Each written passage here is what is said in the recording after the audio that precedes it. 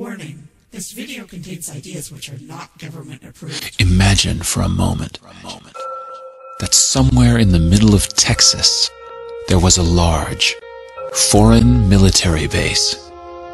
Say Chinese or Russian. Imagine that thousands of armed foreign troops were constantly patrolling American streets in military vehicles. Imagine they were here under the auspices of keeping us safe, or promoting democracy, or protecting their strategic interests. Imagine that they operated outside of U.S. law and that the Constitution did not apply to them. Imagine that every now and then they made mistakes or acted on bad information and accidentally killed or terrorized innocent Americans, including women and children, most of the time with little or no repercussions or consequences. Imagine that they set up checkpoints on our soil and routinely searched and ransacked entire neighborhoods of homes. Imagine if Americans were fearful of these foreign troops and overwhelmingly thought America would be better off without their presence.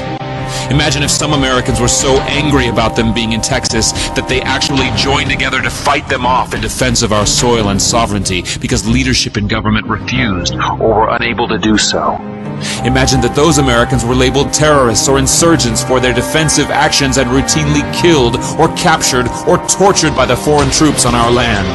Imagine that the occupiers' attitude was that if they just killed enough Americans, the resistance would stop, but instead, for every American killed, 10 more would take up arms against them, resulting in perpetual bloodshed. Imagine if most of the citizens of the foreign land also wanted these troops to return home. Imagine if they elected a leader who promised to bring them home and put an end to this horror. Imagine if that leader changed his mind once he took office.